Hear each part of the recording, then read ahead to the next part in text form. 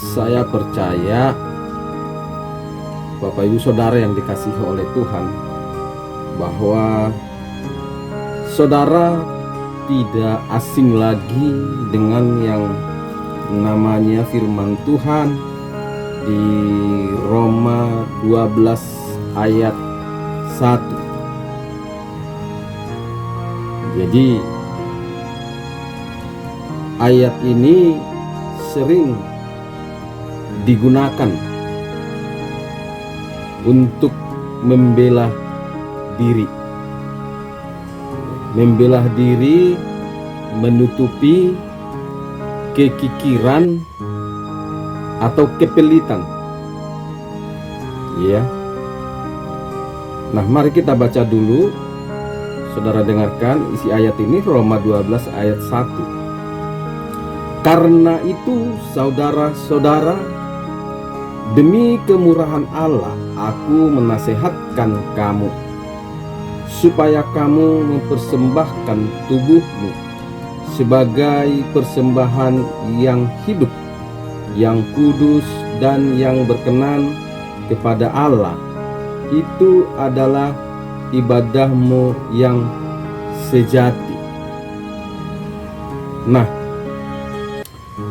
pesan firman Tuhan ini yang disampaikan oleh Rasul Paulus kepada jemaat Tuhan di Roma pada saat itu, tujuannya daripada perkataan ini, firman Tuhan ini, bukan untuk menggugurkan isi ayat-ayat firman Tuhan yang lain, baik yang di kitab yang lain yang berhubungan dengan yang namanya korban persembahan.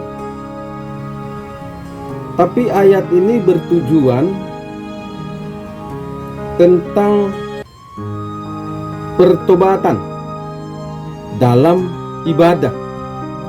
Maksudnya, jangan kita beribadah kepada Tuhan, akan tetapi kita nggak mau hidup dalam kekudusan. Artinya ibadah tetap berjalan, dosa tetap berjalan.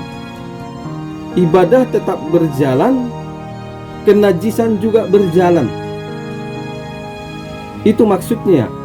Jadi konsep ibadah itu tidak seperti itu maksud Rasul Paulus. Kalau sudah beribadah kepada Tuhan, ya bertobatlah, ya hiduplah dalam kekudusan, berubah. Itu maksudnya.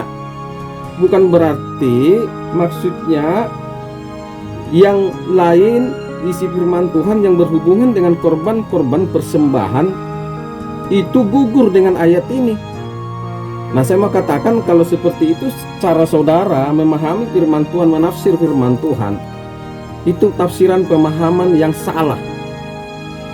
Saya selalu katakan bahwa kalau pemahaman kita akan firman Tuhan saling bertabrakan atau bertentangan dengan yang lain, dipastikan tafsiran atau pemahaman kita itu ada yang salah. Bukan seperti itu konsepnya.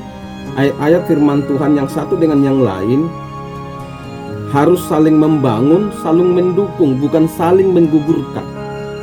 Hati-hati dengan akal logika kita, pikiran kita, atau hati kita.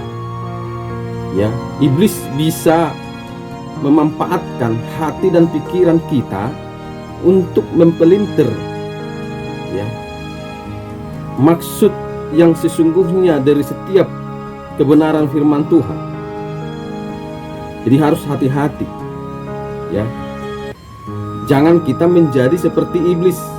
Iblis itu suka menggunakan ayat-ayat firman Tuhan demi kepentingannya, ya, demi hal-hal yang tujuannya untuk membinasakan, bukan untuk menyelamatkan. Jadi kalau saudara juga sama seperti iblis yang menyalahgunakan kebenaran firman Tuhan untuk menutupi kekurangan kelemahan saudara, saya percaya Ada iblis yang sedang bermain di dalam hati dan pikiran saudara. Terlalu gampang orang Kristen berkata, persembahkanlah tubuhmu. Terlalu mudah. Emang segampang itu mempersembahkan tubuh? Saudara mempersembahkan persembahan materi saja yang hanya sekian ratus ribu misalnya, atau sekian ribu, saudara sudah tidak sanggup. Apalagi korban persembahan tubuh. Korban persembahan tubuh ini tidak ternilai dengan uang. Kalau kita bicara mengorbankan tubuh, berarti kita siap disalib, siap menderita, mati dalam daging demi kekudusan, demi kebenaran hidup, demi hidup yang tidak bercacat dan bernoda. Kalau kita mempersembahkan tubuh, kita tidak bisa lagi hidup serupa dengan dunia ini. Kita nggak boleh lagi kompromi dengan dunia ini.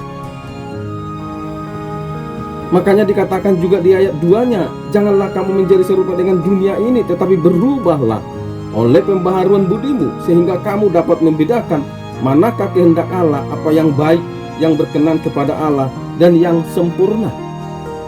Jadi jangan terlalu enak-enak bilang, gampang-gampang bilang persembahkanlah tubuh, itulah persembahan yang berkenan di hadapan Allah. Pret, emang kau sanggup mempersembahkan tubuhmu? Udah sanggup enggak? Saudara, untuk tidak kompromi dengan dunia ini aja, untuk tidak terseret dengan gaya hidup dunia ini saja, saudara nggak sanggup. Jadi terlalu munafik orang-orang Kristen, orang-orang yang sudah mengikut Kristus, memanfaatkan ayat ini, Roma 12 ayat 1 ini, untuk membela kepelitannya, membela kekikirannya. Jadi sebenarnya karena kikirnya kita, karena pelit, tidak mau murah hati pada Tuhan, maunya Tuhan aja yang murah hati kepadanya, kepada kita. Tapi kita nggak mau murah hati sama Tuhan, terlalu picik kita. Lalu kita gunakan ayat-ayat firman Tuhan ini untuk membela diri, supaya seolah-olah kita itu benar, nggak ada yang salah dalam diri kita, padahal ada yang salah. Apa itu? Hatimu masih dikuasai kepelitan, hatimu masih dikuasai kekikiran, serakah, maunya diberkati Tuhan itu 100% ditelan bulat-bulat, dimakan bulat-bulat. Untuk apa? Supaya bisa memuaskan hawa nafsu daging, bergaya, dan sebagainya. Hoga-hoga, pesta pora, memuaskan hawa nafsu daging, beli ini, beli itu. Jadi nggak seperti itu dong, nggak boleh seperti itu ya. Jangan gunakan ayat-ayat firman Tuhan untuk menutupi kelemahanmu, kekurangan di dalam dirimu. Terlebih lagi itu dalam hal memberi. Kalau hatimu, pikiranmu dikuasai kepelitan, jangan poles, jangan tutup dengan ayat-ayat firman Tuhan supaya nggak nampak.